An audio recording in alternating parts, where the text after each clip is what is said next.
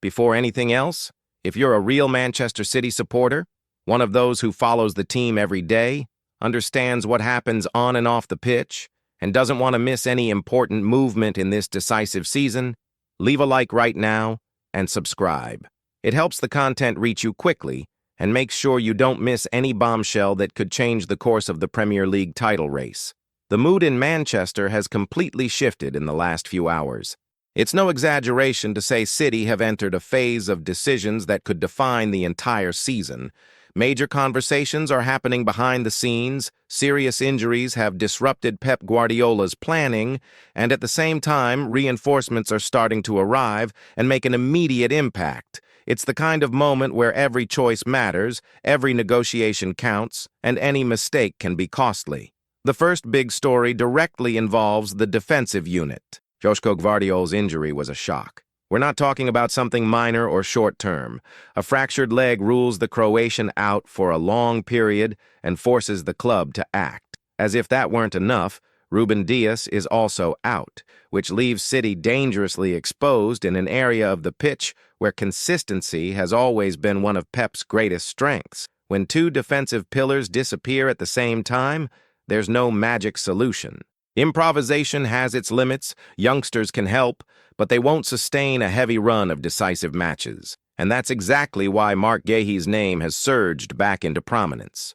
City have been tracking the Crystal Palace centre-back for a long time, admiring his leadership, his Premier League experience, and the maturity he shows for someone his age. Guéhi isn't a prospect. He's the finished article. The problem is the market is never simple. Palace know the value of the player they've got. They know he's captain, a technical reference, and an emotional leader for the side. On top of that, a new competitor has emerged strongly, Arsenal. That completely changes the negotiating landscape. When two giants of the league go head-to-head, the price rises, demands increase, and time starts working against you. Even so, internally, City remain confident. There's a belief the moment favors Manchester. Urgency matters. Arsenal aren't suffering the same defensive chaos, so they can afford to wait for the summer and try to strike a deal under different conditions. City can't. City need an answer now.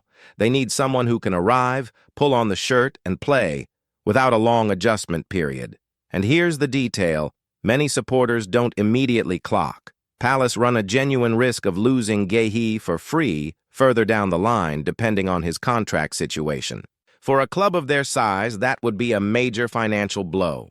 Selling now, even reluctantly, starts to make sense if the offer is right and if the player shows he wants the next step in his career. But City aren't putting everything on a single card, and that says a lot about how the club operates. While trying to push forward for Guéhi, other options are being assessed quietly. One of them has earned the internal nickname Guardiola 2.0. We're talking about John Lucumi, Bologna's centre-back, who has been standing out in Serie A.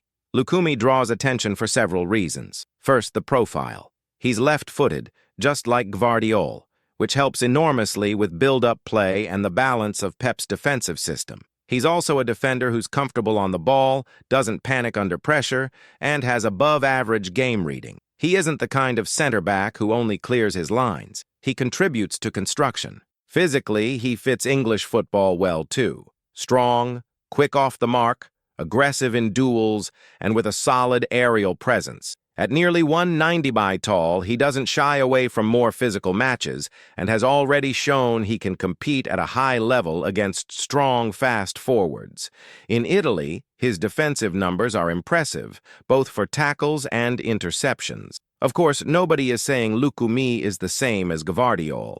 He isn't. But in today's market, with inflated fees and few genuinely ready-made options, he might be the closest stylistic match without requiring a completely unrealistic investment.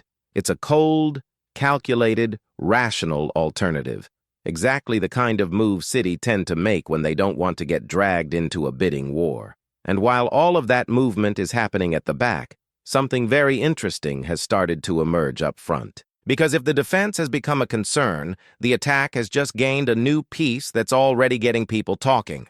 Antoine Semenyo arrived with expectation around him, but nobody imagined an impact this fast. Right from his debut, His debut was symbolic. Third round of the FA Cup, a packed Etihad, and a historic demolition of Exeter City. The 10-1 scoreline says a lot, but it doesn't tell the whole story. What impressed most was how naturally Semenyo slotted in. He didn't look like a player adapting. He looked like someone who already understands the system, the spaces, the timing of the game. He scored his first goal in a City shirt in the 54th minute in a simple, direct, confident way. He received it, drove forward, and finished with composure. Beyond that, he helped in the build-up, held the ball when needed, and still provided an assist in a high-level move with Rico Lewis, showing vision and intelligence. For a player who's barely had time to settle, that stands out. Around 50 touches, constant involvement, and no sign of nerves. That kind of behavior says a lot about an athlete's mentality, something Pep values enormously, and that opens a new internal discussion. Because when a player arrives performing like this, someone inevitably loses space. City's squad is strong, stacked with talent, but there are no guaranteed places when performance speaks louder. Important names may start to feel the pressure, including long-standing leaders in the team. So this is where City are right now. A weakened defense, a market in full boil, direct competition with Arsenal, and an attacking reinforcement already showing he can raise the level of the front line. The season is entering a phase where every match, every decision, and every negotiation can weigh directly on the title race. That fit between the pieces becomes clearer and clearer when you look at the broader picture of Manchester City at this point in the season. Nothing is happening in isolation. Guardiola's injury, Ruben Dias's absence, the move for a centre-back ready for the Premier League, the search for an alternative with similar traits, and at the same time, the arrival of a forward who offers something different to what the squad had been providing. It's all part of the same puzzle.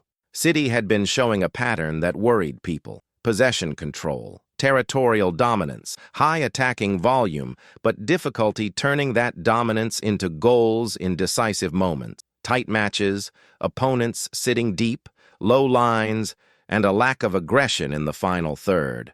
It wasn't a lack of technical quality, it was predictability. And that's exactly where Semenyo's arrival starts to make deeper sense. He isn't just another technical winger who hunts the pretty dribble or the perfect move to the bitter end. Semenyo is direct. He attacks space, forces the defender into errors, accelerates when he needs to, and shoots without hesitation. That completely changes how opponents read the game. Defenses that used to feel comfortable now have to drop a step, respect his speed and his physicality. That single adjustment creates space for everything else to work better. And when the attack gains that new dynamic, the pressure on the defense changes too. Because City can kill games earlier, reduce the time they're exposed to counterattacks, and lower defensive wear and tear. That's why it's impossible to separate the two.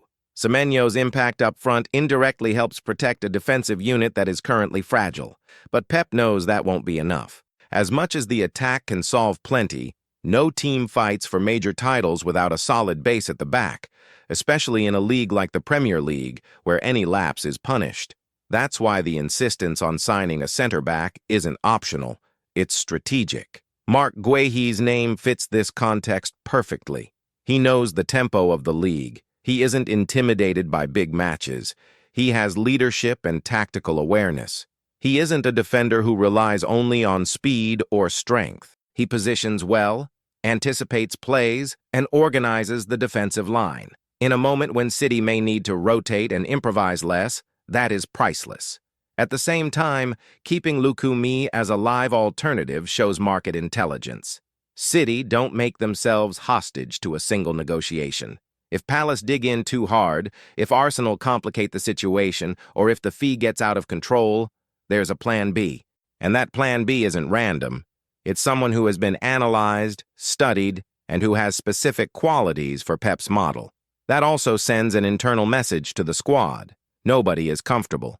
Everyone knows the club are willing to act to maintain the competitive level. Youngsters returning from loan, like Max Alain, can help, get minutes.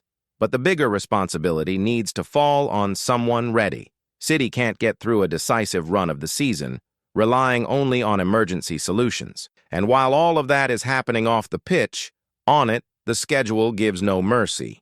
The gap to Arsenal still exists, 6 points after 21 matches, but City have already proven in other seasons they know how to chase once they click. The difference now is the margin for error is tiny. Every slip matters more, every draw costs more. The derby against Manchester United at Old Trafford is approaching as an emotional and tactical test. It isn't just a classic. It's a match that can redefine the season's mood. Before that, the Carabao Cup semi-final against Newcastle appears as another key moment. These are games that demand a strong squad, options on the bench, and maximum confidence. In that context, Semenyo's debut becomes even more significant. It wasn't just a good match. It was a message to teammates, to opponents, and to Arsenal themselves. City are alive, reacting, and they don't intend to step away from the title fight without battling to the end. Pep, for his part, will have difficult decisions ahead. Big names may see their minutes reduced. Long-standing leaders may need to reinvent themselves. That's never simple, but it's part of the cycle of a team that wants to stay at the top. Merit always matters more than the name on the shirt. If City manage to complete the arrival of a center-back still this month, whether Guéhi or Lukumi, the picture changes again.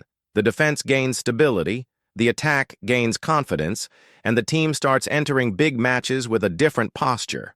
Not as a side reacting, but as one imposing. At the end of the day, everything connects. The urgency in the market comes from injuries. The confidence in attack rises with Semenyo's arrival. The pressure on Arsenal increases as City show clear signs of improvement, and the season enters that phase where details decide championships. If you enjoyed this content, leave a like now and subscribe so you don't miss any important Manchester City updates. It makes a huge difference and ensures you keep following everything that truly matters in this title race.